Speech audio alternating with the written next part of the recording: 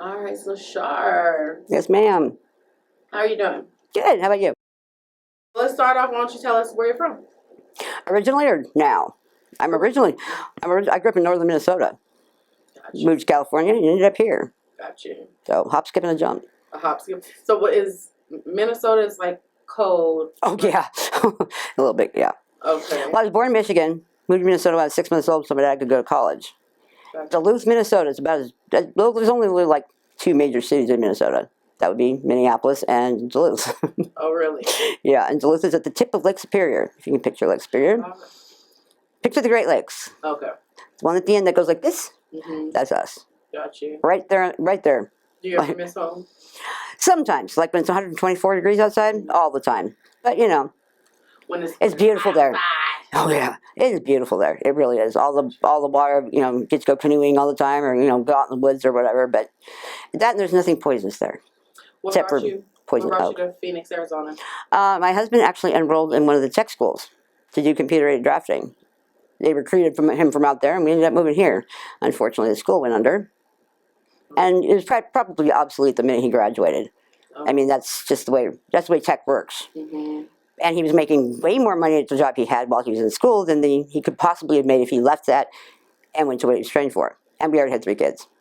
So you two have 3 kids together? 4. 4. Okay. Yeah, he graduated when the 3rd one was a baby.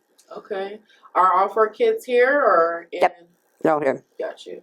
So describe your relationship with your husband. Oh, we've been together since 1985.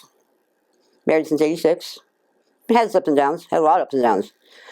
But, you know, that's life. Mm-hmm. You know, you can't give up on something just because you're down for a minute. Yeah. So that whole, you know, nothing's ever 50-50. You know, sometimes it's 70-30. Sometimes it's 90-10. You just got to roll with the punches and go with it. Go with it. Do you think he's your twin flame? Like you guys would be together for the remainder of your life? Oh, yeah, because otherwise I'd kill him. You're like, that's my man. And I trained him. I just got him broke in. It just took me this long to get him to pick his socks up off the ground. So, you know, once you got him trained, it takes that long to train him, you know. Gotcha. 30, 35 years, and then you finally got him right where you want him. No, you can give it up now. Yeah. Nope. Invested way too much time. And I think last time you told us, did both of your parents pass away? Actually, my father-in-law just passed away on the 23rd. Oh, wow. Sorry. Yeah, like last week. My parents are gone. My dad's been gone for a long time. My mom, a few years ago. His mom's still kicking. Okay. Is she here in Phoenix? No, she's in Missouri. Oh, okay. So it's just you guys and your kids. Mm-hmm. Okay. Yep. So tell me about your relationship with kids. Right now, it's a little iffy. They're mad at dad, so, you know, by extension, that means, you know, I don't get as much contact with them as I'd like, but they've got their own lives anyway. You know, they're where they're supposed to be. I did my job. I raised my kids to be able to go out there and do their thing without having to go crying to your mom every time they turn around. In fact, our daughter bought her first house in college. So. Are you guys ordinarily close? Like if they weren't mad right now? Yeah. Yeah, we're always close family. Always. I mean, they did everything. As teenagers, they would go places with us. Take them to the lake or whatever. Instead of going out and hanging out, you know, causing trouble somewhere else, they'd come hang out at home with each other. I mean, there's 4 of them, so always somebody to hang out with. They didn't spend a lot of time away from home as kids, which is weird, but yeah, we did a lot of things together. They were spoiled rotten when they were teenagers, that's for sure. So, and are you, I think you said you had a sister. Yeah, I got one sister. So what's the relationship like with your sister? Not terribly close. Mm-hmm. I mean, it's as close as it ever could be, being 7 years apart and, you know, a couple of states. But, I mean, she's great. If I called her right now and said, hey, Teresa, I need help, can you send somebody down to get me? And she would. Yeah. She would do whatever she's done it. Sisters. Back in the day, we were homeless around, let's see, Tammy was about 10, 9 or 10. Kids were with grandparents, and we were here trying to, you know, get some money together, get a place to go. And on Thanksgiving Day, we were sitting in a hotel room. My mother sent my sister to come down and get me. And she did, from Kingman. Drove down here with her boyfriend, came and brought us back up to her place for Thanksgiving, and then sent us back with one of their cars. He had a car that, you know, that was kind of like, you know, old beater that was sitting there doing nothing. He sends it back to her with it. And then we promptly got it stolen. Oh, wow. I wake up one morning. I was going to stop and get gas on my way home from work, and I didn't. And I wake up the next day, and my husband asked me where the car is. And I'm like, I parked it right there. It wasn't right there. He's like, it's gone. It wasn't right there. So what was this Christmas like? On Christmas Eve, we just didn't really celebrate anything at all, really. It's a bad time of year anyway. Last year, my cat got killed on Christmas Eve. My dad's birthday is the 26th, so that's always a hard day for me. And then, I got a text from my daughter saying I need to talk to Dad. And I knew the minute I saw the text what it was. I knew it. The first thing I did was popped up on Facebook, and sure enough, right there on the front page is a condolence thing about my father-in-law. Like, yep, I get it now. He hadn't talked to him for a while. His dad, he did not get along with his dad. He didn't. Bad blood there. But still, and I warned him about it years ago. I said, you know what, you got to talk to him. He wants to talk to his mom, but he didn't want to talk to his dad, so he wouldn't call. Like, you're going to have to. They're in their 90s. They're going to go anytime now. Trust me. Now he didn't have a chance. Now he will never get that chance to even say what he wants to say. Even if it's yelling in his face, he doesn't even say it anymore. So, I think it hit him harder than he thought it was going to. Yeah. I really do.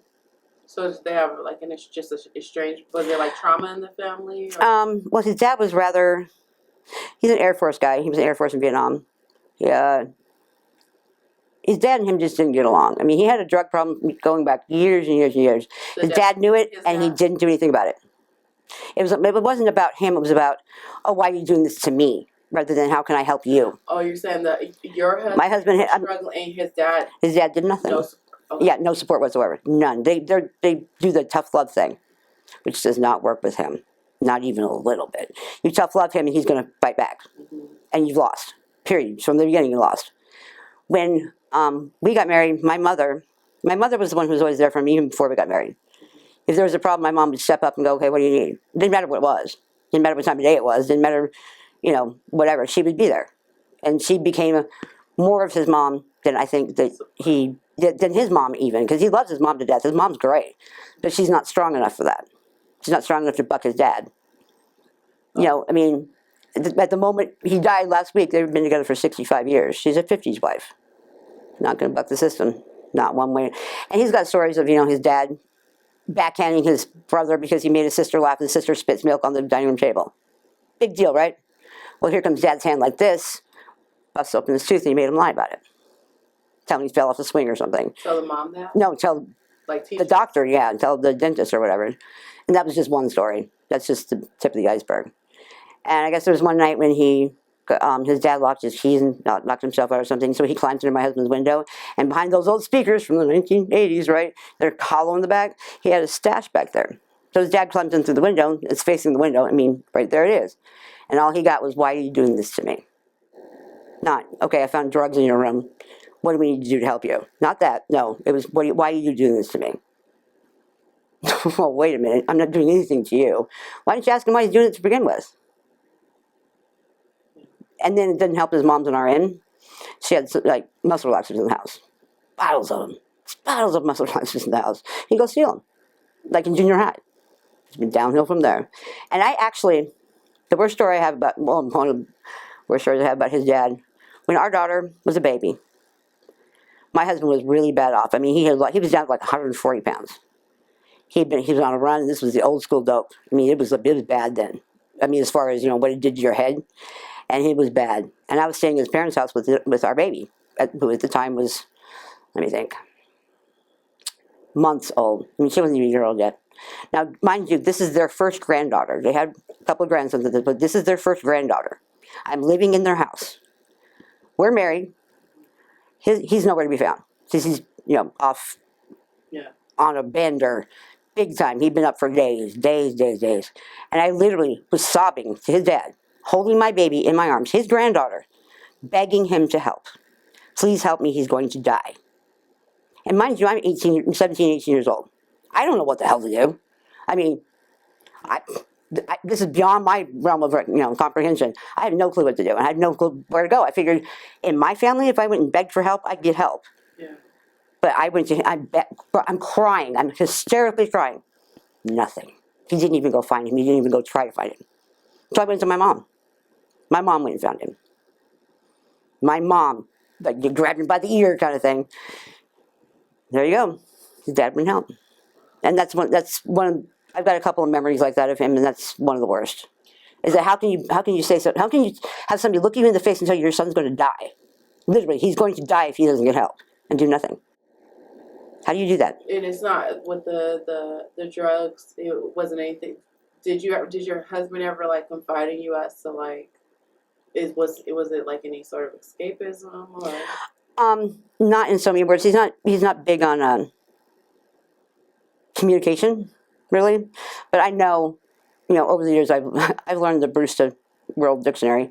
I've got that filed away in my head. I can always tell what's going on with him, and I've done my own psychoanalyzing of him. And I think a lot of it has to do with self-esteem. His dad would tell me he wouldn't amount to anything. He's not gonna ever get anywhere. Yada yada. He wasn't great in school. He's smart, but he wasn't great at school. Because those two things are not mutually exclusive. Mm-hmm.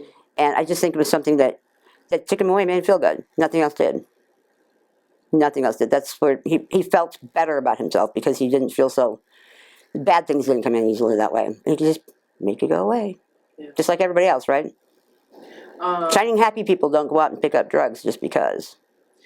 Unless they're doing it once in a while at the party. Most of the time, if you continuously do it on a regular basis and have that addictive personality to begin with, it's because there was a reason for it to begin with. You're not just, hanging out with your friends and having a good time. No.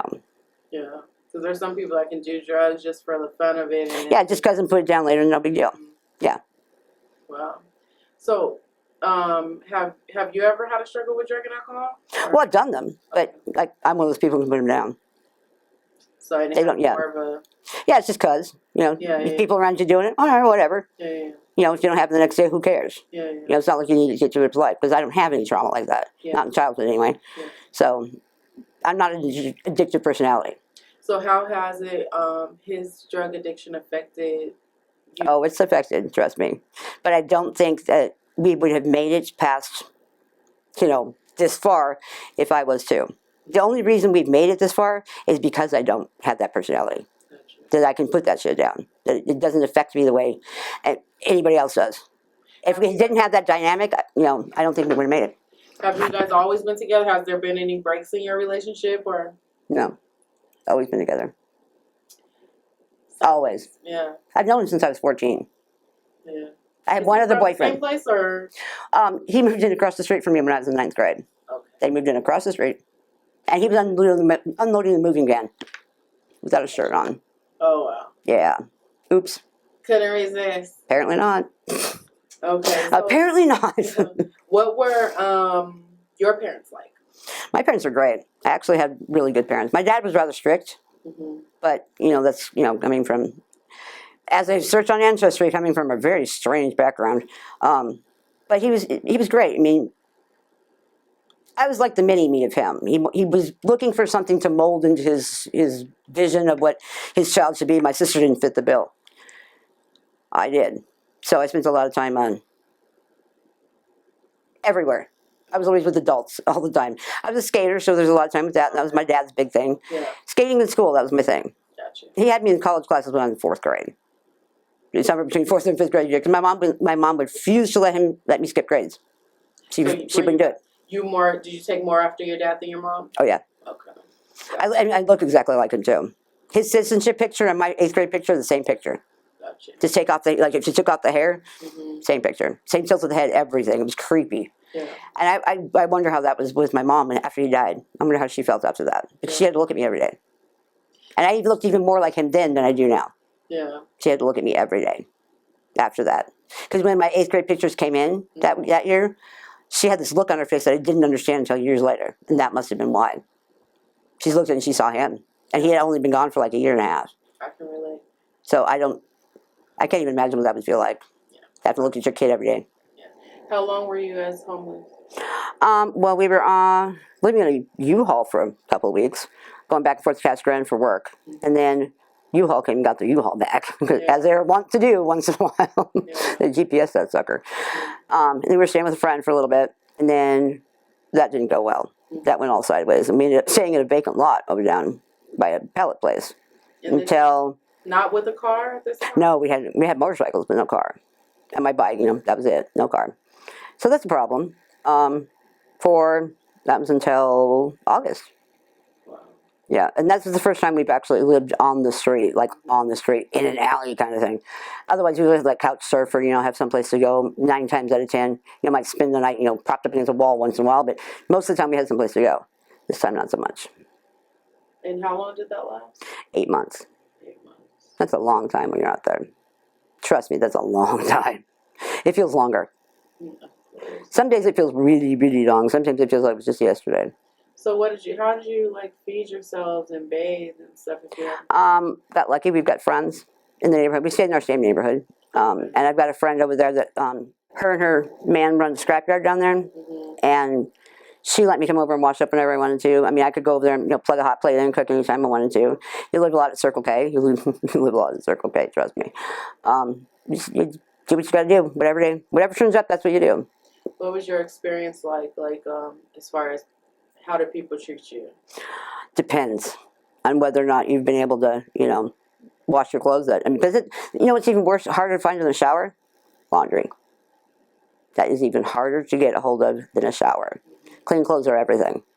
And if you don't got clean clothes, so you got to try to keep that up. But if the people realize, like, as they see you with, I mean, even now, if I'm riding around with just a backpack, even just a backpack, they look at you and they assume you're homeless. And they look at you funny. And you can't take a backpack anywhere because you assume you're a thief. No matter where you go, can't take a backpack. Can't even take a big purse. I'm like, are you going to be responsible for the crap in my bag? No, I don't think so. You know, they need to realize that they need to start treating people like humans, and maybe they start acting like humans. Yeah. Because you become very, I don't want to say jaded, more like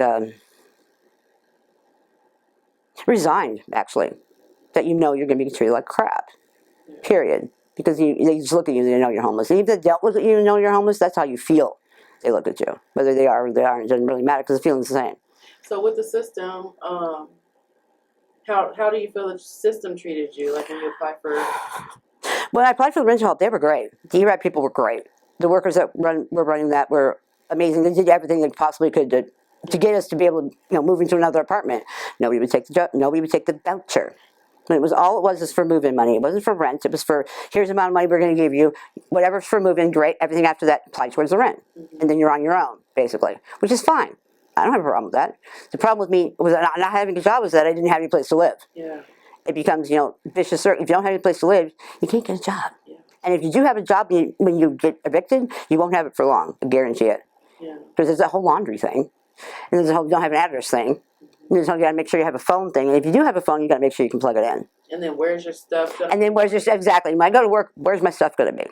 Who's going to? Because if I leave it there, it's going to be gone when I get back. It doesn't matter what it is; it's going to be gone. Yeah. Can't take it with you. You know, and just because I'm homeless doesn't mean I don't have a right to my stuff. Yeah. Everybody needs stuff. For whatever reason you need it, you need it. Your clothes, your, you know, whatever. But can't take it with you. Can't take it to work, right? And then the minute your employer finds out you're homeless, they'll find a reason to get rid of you because it's a whole big old stigma, which is ridiculous because how are you supposed to be unhomeless if you don't have a job? So I asked you this question last time, and I think you said your kids didn't. Do they know yet that you are in the? I don't think so. So I haven't told them. So you guys are specifically hiding it from them. Specifically, yeah. Well, not specifically hiding it from them, just haven't volunteered that information. So what? It's not their problem. You don't want to burden them. Not their problem. Not their issue. They have their own lives. They have their own things to take care of. They have their own lives to live, without having to worry about, oh, where are we going to put mom tonight? No. Yeah. It's not on them. You don't think? And I refuse to leave my husband behind. Oh, so yeah. Piecing it together. So they're angry. Why you stick with them? Why don't you just do the tough love thing? Because you don't throw away people that you love because they're sick. You don't do that. You know, you don't just turn around and go, oh, well, I'm just going to leave you here, bye, because you won't do what I want you to do. You're not behaving the way I believe you should behave, the way I believe you should behave, so I just don't want to talk to you anymore. So what do they expect of you? Originally, they had expected me to just let him go. If he wants to go do this, you just let him, because it's not your problem. Well, yeah, it is my problem. Because I made a commitment to my best friend, and I'm not walking away from him, leaving out here to die. So they feel like they're doing the tough love, get him clean, and that's what they feel it's going to work. Yeah. Okay. And it won't, obviously. So basically, that's the reason why you won't go and stay with them, because he's not welcome. Okay. Oh, I guarantee you. If I called one of them up and said, "Can I stay there?" They go, "Well, not with Dad," which is horrible. He loves the kids. He was always a great dad. Always a great dad. Always provided for them, no matter what. I don't care if he was high as a kite. He went to work and provided for the kids every single day. What was no problem. Last time you guys were all together? At the house on Bell. before we lost the house on Bell, which was 2014. So they haven't seen. That's the last time the kids lived at home. Yeah, that's the last time we've all been. And as far as all of us together in one spot, Yeah. it's been since then. Because they're all. If you see one of them, you're going to see one of them, not all of them. You know, so it's going to be like kind of spread out a little bit. You see one or two, and you see the other one or two. You know, because like I said, they have their own lives. It's kind of hard to. So how has. And they see each other. You know. Yeah. How has his drug use like affected the family then? Is it that? Well, they've always known it. We've never lied to them about it. They've always known it was there. They've always known that this is something that, you know, Dad struggled with. And, you know, we've never lied to them about it. They know about it. Yeah. You know, so it's like, this is not a big surprise, guys. What the hell? Yeah. Shocking, right? No. You know, and to give him credit, the kids were all moved out of the house when he went back. You know, they were all gone. Their own lives. We're adults. We're allowed to do what we want. You have no... Who do you think taught you all these morals and values, and who do you think taught you all that? Oh, yeah, that's right. Parents. What right do you have to tell me how to live my life if you're not fixing to be a part of my life? Yeah. If you're not coming over here, because if I break up, you know, make Dad go away, right? Mm-hmm. Now who's going to train me? Am I supposed to sit here on the couch and just wait for you to come by and say, oh, let's go take Mom to lunch this month? Are you calling me up every day and saying, hey, how you doing? No. So what am I supposed to do? Just sit here and wait for somebody to show up and remember that I'm here and come and say hi once in a while? Wait a minute. It's like... He was clean for a period of time. Yeah. Years. Didn't take long for after the kids moved out for him to... When the pills got taken away. When the doctor prescribed pain pills got taken away. That's when it went downhill from there. Okay. So because the pain's still there. I don't care if you take the pills away, the pain's still there. I still have the pain. It's still there. So just because. Question. So when he was clean, did they have a relationship with him? Mm-hmm. Yeah. Yeah. Okay, so they came back. And then he f***ed up again. So tell us. So we know that he had from childhood. He was dealing with it. But yeah, then, from 12, 13 years old. And then you said he had pain. So what happened with that? Well, gradually, because pain contractor. Gradually over the years, your body starts to break down. Mm-hmm. You get torn rotator cuff so bad the doctor can't figure out how he can lift his arm. His hands are arthritis. He dislocated his hip at one point. Ashley was 6 months old, so 1990. And that's paining him. And we had a doctor, and the doctor was prescribing pain pills. And then they took the pain pills away. Doesn't take the pain away, it's the pills. When they started that big old crackdown not long ago, I mean, the start of the crackdown, we were victims of the original crackdown. Because what do? They prescribe you these pills? Yeah, they were prescribed oxycodone, and then next thing you know, everybody was flipping out about the opioid crisis, and then they take the legitimate prescriptions away. And then they don't offer any rehab or anything? They cut you down, they want you to go to a pain clinic. And if you're don't meet this criteria for the pain clinic, which by the way, we have documentation, we definitely meet the criteria, they're going to cut you down to a certain point. And then they're so about it that you just don't even want to go back. It's like a pill factory. It's like roaching. You don't see the same doctors, twice. Nobody knows exactly who you are. They look at your chart, they go, and then they go, oh, we're going to cut you down another one. Dude, you haven't even talked to me. How do you even know? The people who are dying from the opioid crisis are not the ones with the freaking prescriptions. They're not. They are not. And those people that you took the pain pills away from, they're out there buying heroin off the street. And when they can't find the heroin, they're buying fentanyl. Guaranteed. So basically, when they're legitimately prescribed these pills, right? Mm-hmm. Then they try to wing them off. Mm-hmm. Then they cut them down. They cut them down. So an addiction is developed based on the pills. There's a forced addiction, basically. I started taking oxycodones. Nobody told me I was going to not be able to put them down. Nobody told me that. Then when I stopped taking them, I was going to get sick. Nobody told me that. So what would be the right way to do it? Because at some point, the right way to do it is let the doctor decide. So the doctor didn't get to this. The doctors were being pressured by the DEA, the insurance companies. The insurance companies were telling these doctors, you keep prescribing the opioids, we're not going to give you malpractice insurance anymore. You're not going to be able to accept access anymore. Now where's the money coming from? Now how's the doctor supposed to make a living? If they keep prescribing opioids, they're going to get slowly cut off from everything else. It's not that they don't want to. It's not that they think their patients shouldn't have it. It's that they're getting this over here and this over here. And now I can't bill any insurance companies. Now I don't have my malpractice insurance anymore. Now I'm being investigated by the DEA, whatever it is. And these are legitimate doctors. But there's no bridge even after that to get these patients over here to get help. Nope. Okay. And if there is a bridge, it's about that big.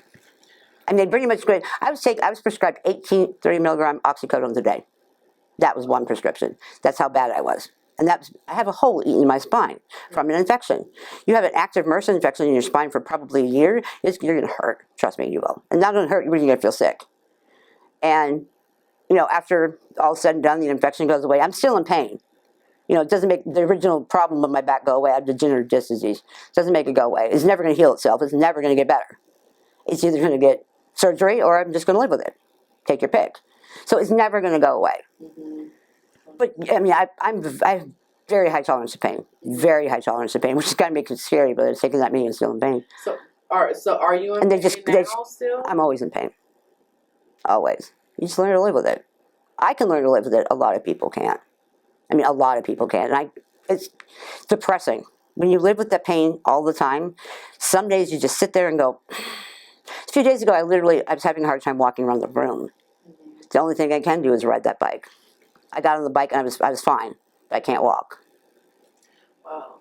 But they take them away. Okay, you want to go from 18 a day and now you just give me 4 a day. Now what's going to happen? I'm going to be in pain and feel sick all the time. It's going to screw me. What's your husband's drug of choice at this point? Opiates. Opiates. So if he can't get opiates, that's the heroin is the next? Right now it's fentanyl. So it's fentanyl. Yeah, it was heroin for a minute, but now it's fentanyl. So if when he gets to the point where he does want help, what would that look like? Are there clinics set up for? There are, but there's a wait list. Right now, there's a wait list. Because you have to go into a detox clinic first. The rehab places, the residential rehab, will not take you if you're detoxing. They're not set up for it. So you go to detox first, and then you're in residential treatment. Sometimes they have both, but most of the time it's two separate things. Got you. So, first of all, you got to take the step to get into detox, knowing you're going to be as sick as a freaking dog. You got to make. That's the worst part. Mm-hmm. The worst part is that period of sickness. It's hell. Which is why I won't pick the things up again. I won't go through that again. I will not do it. I've done it twice. I'm not doing it ever again. I refuse. Because it'd be so easy for me to just go, okay, let's kill the pain. Nope, not this bitch. I will never go through that again. And I think that's part of it too. If people go through that, you'd think that it's a really good chance they're not going to want to do it again. Mm-hmm. I think they have a better chance of coming out the other side if they do that. Make them go through the withdrawal. Yeah. Make them feel it. Make them remember it. Because it's too easy. Originally, my doctor, the one that was prescribing me the ones, they were going to do surgery on my back. That's completely turn me into a bionic woman. She was going to put me in a 3-day coma to be able to withdraw from the medication. Right now, it's consuming him, and that fentanyl is different than anything else. The fentanyl? The fentanyl is different than anything else. And I've watched him do a lot of things, and I've done some of them with him. Maybe only a couple, but still, yeah. I see it around me everywhere. Not just him, but people I know. I'd be interested. Are you different when you do drugs? Oh, no. Yeah. No. Or does it calms me down? Well, some people are. It says are you a happy, you could be a happy drunk? Or, some people can be mean drunk. So yeah, I'm just me. I'm just totally me, no matter what. Yeah. No matter what, you get me out there and you do some meth or something. I'm just calm down. Yeah. Totally fine. I don't change anything. That's just because of my personality. It's because of who I am.